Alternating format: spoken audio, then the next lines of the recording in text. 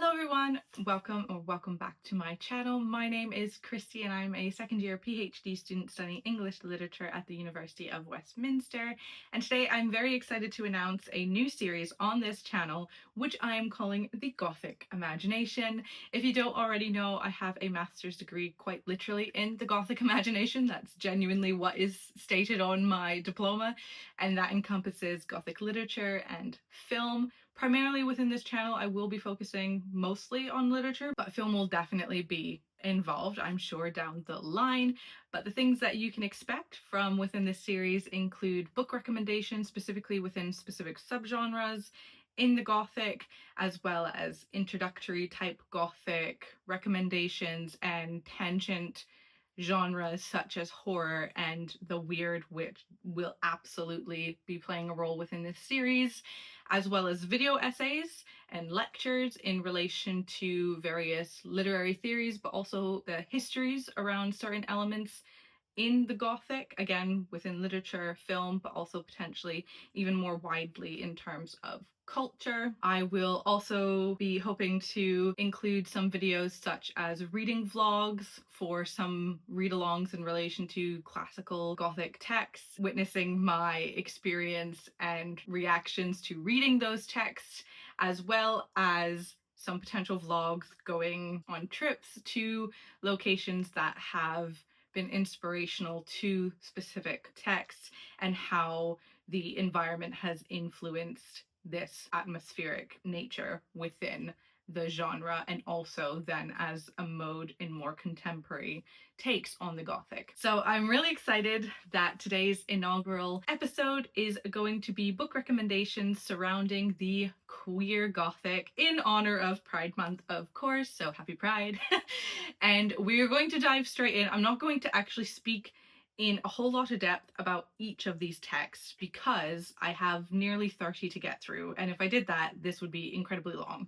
But what I'm going to do is I'm going to split this up into 3 parts. So I have the first section, which are books that I have read and I recommend to you if you're interested in the queer Gothic, as well as, and those are novels. Then I'll be doing a very short section on different formats in terms of recommendations, as well as some honorable mentions that maybe don't quite fit the kind of boundaries that I have set for the text within this video. And then I will finish off with a stack of books on my TBR, which are queer Gothic and I would really love to get to, but that I haven't read. And so you take those recommendations with a grain of salt.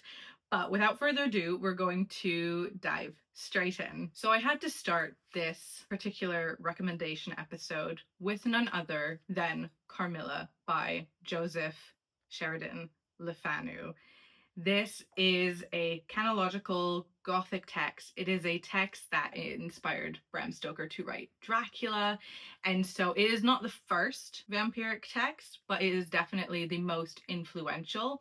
It's also very short, so if you're maybe a bit hesitant to approach a classic text, this is a great one to dive into. It's very accessible, very easy to read. I highly recommend diving into this one. This is a sapphic vampiric tale. If you take one recommendation away from this video, please go pick this up because this is such an important influence on the Gothic genre as a whole and as we understand it today, and is so important for queer Gothic in terms of how the vampire embodies this sexual transgression that becomes so crucial within this specific context of the genre. And then of course, leading from Carmilla, I have to talk about Dracula by Bram Stoker. Obviously, this is probably the book most people think of in relation to queer Gothic, again because Dracula is such an iconic image in terms of the queer Gothic and in terms of that sexual transgression. But again, this is inspired and influenced by Carmilla,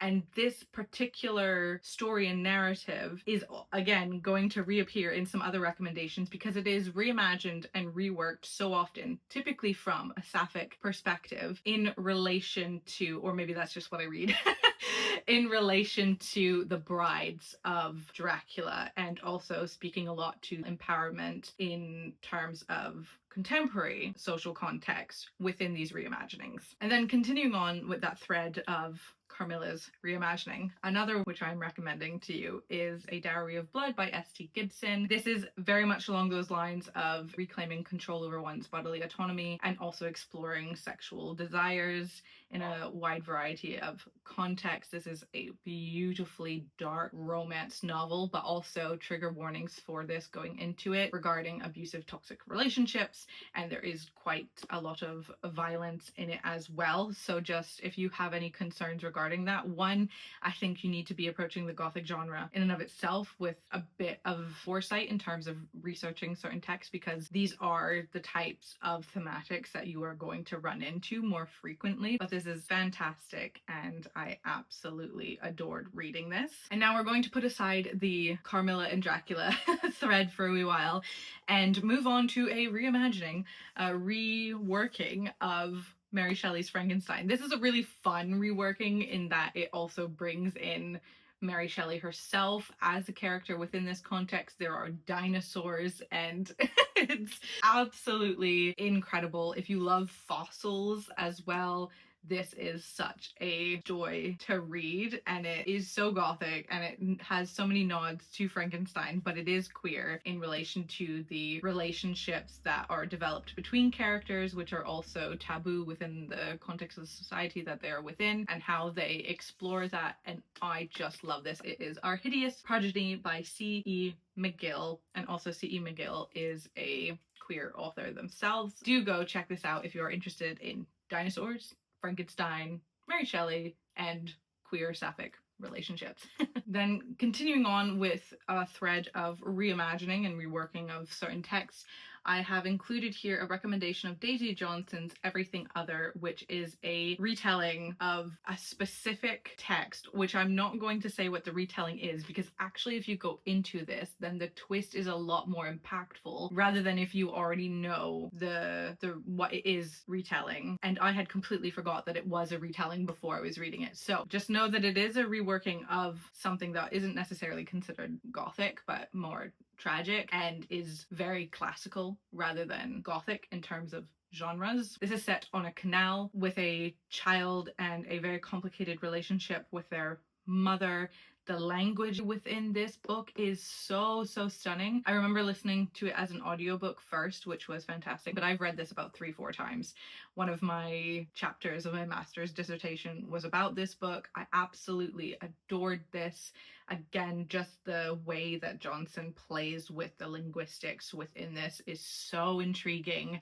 And there's so much in here relating to bodily transformations, in connecting that with the canal river and the fluidity of bodies of water in and of themselves, but there's also this lingering monster that is existing within the canal that continues to have a ominous undertone throughout this text and gives it such an extreme mystery and tension that never really fully comes to light in terms of what exactly this is or what this means. This book is one of those books that's going to make you think for a long time after. In continuing that thread of noted classical texts such as Carmilla and Dracula in and of itself, I have this book, this is not the book that I'm actually recommending to you. It's because, surprisingly, I've only just realized this in creating this video, I do not own a copy of The Picture of Dorian Gray, which is one of my favorite books, and I have it on e-reader. I have it as an audiobook, but I don't own a physical copy, and that needs to change at some point, and some point soon. But what I am recommending to you is The Picture of Dorian Gray by Oscar Wilde. Anything by Oscar Wilde, obviously Oscar Wilde in and of himself as an author is queer. The Picture of Dorian Gray in and of itself is a great exemplar of a queer text, and the more complex desires that are viewed as transgressive or sinful with it, especially within the context of the time that he is writing, and how he is demonstrating that struggle within himself in relation to a contrasting view of who he sees himself as versus what society sees himself as, and how actually that mental view of ourselves can be sometimes the more negative, self-critical, and deeply shameful emotion, and that we need to be able to find means to come out of that. But Picture of Dorian Gray is fantastic. It is luxurious in its writing. It is funny as hell. So I definitely recommend picking it up, or literally anything else that he has written. Obviously, Oscar Wilde was very infamous in terms of his outwardness of being queer and the dandy aspect to himself, but he was also jailed for the relations that he had. Please go and read quite literally anything by Oscar Wilde because his writing is impeccable. And now we're going to be moving on to some more contemporary recommendations that I have for you. The first one here is Evie Wyld's The Bass Rock. I adored this book so much. This is actually another book that I wrote a chapter in my master's dissertation about, and I actually have an article which I'll link in the description if anybody's interested in reading it. It is open access, so anybody can go ahead and read it. I specifically look at breaking down bodily binary borders within the context of this story, but this is set in North Berwick in Scotland, hence the Bass Rock. That's an iconic landmark within the area, and we follow 3 characters throughout different timelines, and they are haunting one another. This was inspired by not only the Me Too movement, but also a specific map from Australia in which it noted the specific place where bodies of women were found. And so this speaks to a lot about violence against women. It is one, again, to go into with a little bit of caution. There's a lot of trigger warnings for this, and I remember it was quite difficult for me to read. You need to really steel yourself to go into it, because the way that this is actually formatted is that you have point of views chapters from each one of these characters, but then also between these characters you have an insert of moments of violence surrounding other women who are not the main characters within this story. It is an absolutely heartbreaking, difficult, striking read. I would recommend the paperback because the paperback has especially if you're in the UK, it has a much better cover. I really don't like this cover, but the paperback has an actual image of the Bass Rock. I used to live in North Berwick, and when I read this, I was reading it while I was living there, and that's also where I was writing my dissertation too, so I also felt a strong connection in relation to this space. So if ever you're going and visiting North Berwick, I would recommend reading this on your trip. Another book which is set within Scotland is The Ghost Woods by C.J. Cook. This is a fantastic read. It is set within baby homes in, what is the year, 1965. It is the epitome of eco-Gothic in my mind, which eco-Gothic is a representation of the relationship between humanity and ecology, the environment, and so the environment takes on that kind of monstrous aspect. In my research, I argued somewhat against that, but in the general understanding of the genre, that tends to be the way that the environment is perceived. We follow characters within this mother and baby's home, which, if you don't know anything about these homes, they were unfortunately popular during this time and were where women were sent to give birth if they had fallen pregnant under unseemly conditions, and then their children would be adopted out to other families and then they would be sent back to their home. These were typically situations in which the women did not necessarily consent to be in one of these mother and baby's homes. It was a lot of societal pressure in terms of, you know, saving face for the family and reputation, not only just for the individual themselves, but for the family as a whole. We are observing the relationships that come from some women who have been within this home. But then there's also this very sinister, creepy, eco-Gothic situation that is happening by those who are running the home, and how the home has started to become consumed and alive in one way. But I won't say much more. I don't want to spoil anything. All I can say is this is still one of my favorite reads in a really, really long time. I blasted through this. I actually read it on my e-reader initially and then bought myself a copy because I loved it so much, which is saying something, because I actually give away a lot of my books unless I feel like I might return to them at some point or really loved the story when I was reading it. So for me to be reading something as an ebook and then to go and purchase a book is the highest of compliments. Highly recommend it. Again, very sapphic and just so beautiful. The relationships are so beautiful. The ending absolutely crushed my soul. I can't wait to one day write a paper on this because I know it's going to happen. Then the next book on the list is V.E. Schwab's The Invisible Life of Addie LaRue. This is a magical historical fiction text in which the character Addie LaRue makes a deal with the devil to escape a forced arranged marriage so that she can get out of that and live essentially forever. But the main main stipulation within that deal is that everybody who meets her will eventually forget her. The relationship between the character herself and the character of the devil is intriguing, but more so all the relationships that are occurring throughout this book. It is queer within the character's representation in and of itself, but also V.E. Schwab is a queer author. All of her books I would recommend picking up because they are fantastic. The new one that's coming out is very sapphic, and I would highly recommend picking that one up because I think that that's going to be incredible. Like lesbian vampires, again, it's a common theme.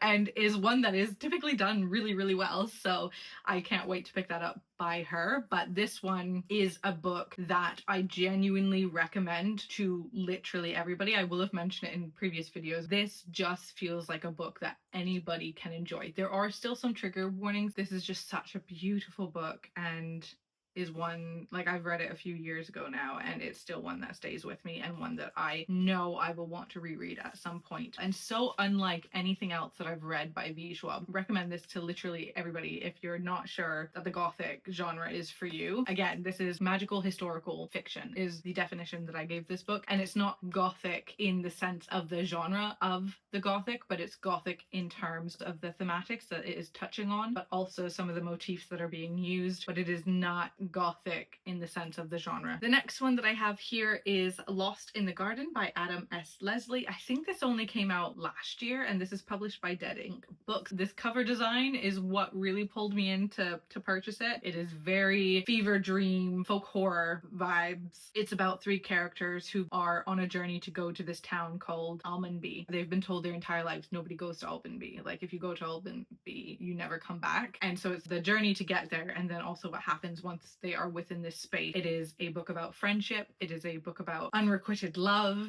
It is a book about betrayal. It's set within the English countryside as well. So again, that folk horror element comes into play within this. So not Gothic, again, as genre, definitely more horror than the Gothic, but is using a lot of those common tropes and motifs. Then we move on to a book which I have definitely spoken about before, and that is Julia Armfield's Private Rights. It is tabbed all over the place because I am currently researching this within the context of my thesis, and this is actually a reimagining as well, very loosely reimagining or reworking of Shakespeare's King Lear, but it is about three sisters in a world in which everything is essentially flooded. They're living within this city, but they're still having to do the mundane daily tasks of things such as going to work.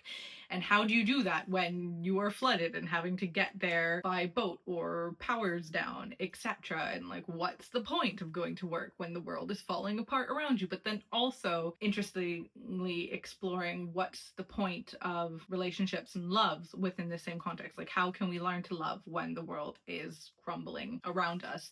And so at the very beginning of this book, we meet the sisters whose father has just recently passed away, and he was an infamous architect who built houses to rise above the water levels, but those were primarily only accessible, obviously, to the extremely wealthy. So there's a lot of conversations around generational wealth and privilege and how these sisters are dealing with that discomfort, especially having had more separation from their father for a lot of those explicit reasons. But all three sisters are queer. Julia Armfield herself is queer. I adore everything she writes. I recommend this book, but I also recommend Our Wives Under the Sea. I would say it's definitely weird. It's not Gothic, but again, anything that's weird and horror has those Gothic undertones and elements, but not necessarily describe it as such, which is why I include those genres or tangent genres within the context of the series that I'm doing here. Private Rights definitely leans more into the horror. This is a very genre bending book, and that when you start reading it, you think it's one thing and then it flips into something else. This is a fantastic exploration of the trajectory of relationships and what it means to be in all points of that in a time of crisis. And then now we're going to move into some different formats, but we are going to start off with another one by Julia Armfield world because I genuinely love her work so much.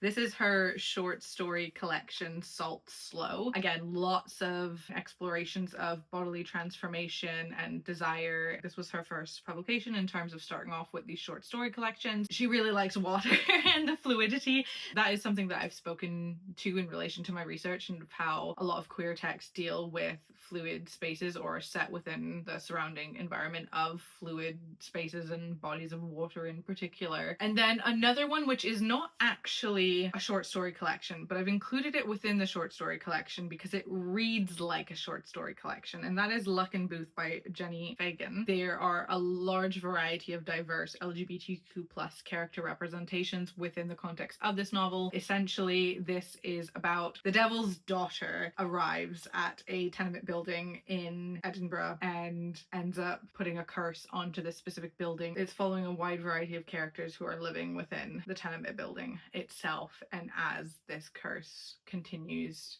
to progress and affect folk within it. And this is such a weird, bizarre book, but I absolutely adore it, and is one that I would really love to reread at some point as well. And also set in Scotland, which Scotland just speaks so much to the Gothic that there's a lot of books that do end up being within this specific setting. And then something a bit different is a graphic novel, and this is A Guest in the House by Emily Carroll. This is following a traditional family exploring the wife's questioning and realization of her own queerness and the length that she will go to explore that. And there's a haunting element of what happened to a previous spouse of her own partner and the relationship between the wife's character and this haunting entity, and also empowerment and speaking to the reality of violence against women.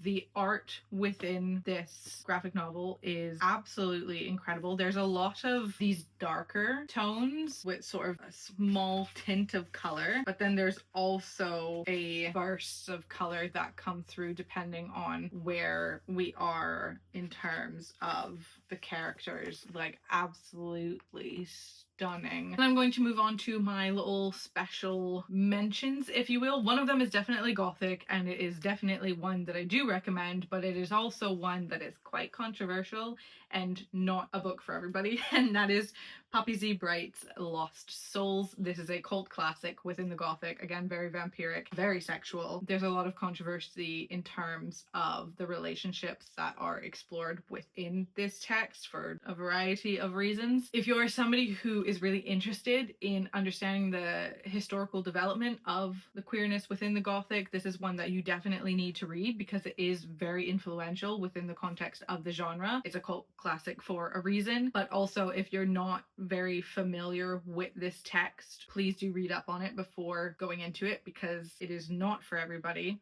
But again, if you're deeply interested in the Gothic genre and the impact and possibilities of the space for transgressing normative sexualities, then pick this up. Another honorable mention is a book that is definitely Gothic, but maybe not everybody actually would read as queer. Hear me out. It is Poor Things by Alistair Gray. It is not explicitly queer in the sense of the character relationship being presented in literally all the other books that I have recommended to you. However, there is an implicity within the relationship specifically of Bella and her sexuality. This book specifically I read as a queer text in that Bella's exploration of her sexuality is extremely transgressive in the period that this is set within, and her exploration of that sexuality definitely implies some queer relationships when you consider the narrator of this story, of how that then plays a role in what is being said and what is being shared. I definitely read this as a queer text, and I would highly recommend for you to pick it up and to have that consideration within your mind as you dive into it. There are so many Gothic references in here. It is a piece of metafiction and also a reimagining of Frankenstein. Also another one that is set in Scotland, specifically within Glasgow. There's the film that has come out. I haven't watched the film myself. I definitely recommend picking up the book even if you have seen the film. And now for this last section of the video today, I'm going to be sharing some books that are on my TBR TBR, which are definitely queer Gothic texts. The first one up, and the one that I want to read the most, to be perfectly honest, is Hungerstone by Kat Dunn. This is another reworking of Carmilla and is sapphic, vampiric, looks stunning. I don't know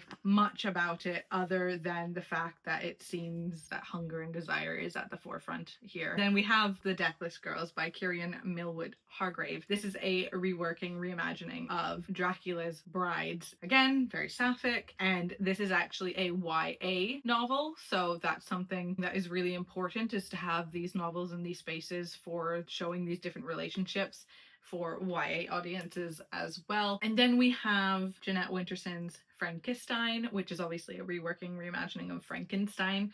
It was longlisted for the Booker in 2019, and this is following a transgendered character. I know that much, and I'm pretty sure it is more technological, AI, cyborg type context. It's been a while since I looked at this particular book. Actually, let's read the back of this one. So it says, as Brexit grips Britain, Rye, a young transgender doctor, is falling in love. The object of their misguided affection, the celebrated AI specialist Professor Victor Stein. Meanwhile, Ron Lord, just divorced and living with his mum again, is set to make his fortune with a new generation of sex dolls for lonely men everywhere, ranging from 1816, when 19-year-old Mary Shelley pens her radical first novel, to a cryonics facility in present-day Arizona where the dead wait to return to life. Frankenstein shows us how much closer we are to the future than we realize. Honestly, that hasn't told me much more about it. I still have no idea really what this is about, but definitely one to check out if you are interested in Frankenstein reimaginings. Then we have Paradise Rot, a novel by Jenny Haval. Don't know a whole lot about this, although I do know that there is a lot of weirdness, grotesqueness to it, as well as bodily transformation, and I think possibly an ecological aspect within that too. It is very short, and so I really have no excuse for having not read this yet. But this says, Jo is in a strange new country for university and having a more peculiar time than most. In a house with no walls, shared with a woman who has no boundaries, she finds her strange home coming to life in unimaginable ways. Jo's sensitivity and all her senses become increasingly heightened and fraught as the lines between bodies and plants, dreaming and wakefulness blur and mesh. This debut novel from critically acclaimed artist and musician Jenny Haval presents a heady and hypersensual portrayal of sexual awakening and queer desire. So then we have The Bone Diver by Angie Spoto. It is a reimagining of Scottish folk tales relating to Selkies in particular. So the Selkie myth of the woman slash seal who can remove her seal skin and be on land, but if she falls in love with somebody and they steal her seal skin, then she can never return to the sea. But there's a wide variety of diverse characters within this from the LGBTQ plus community, both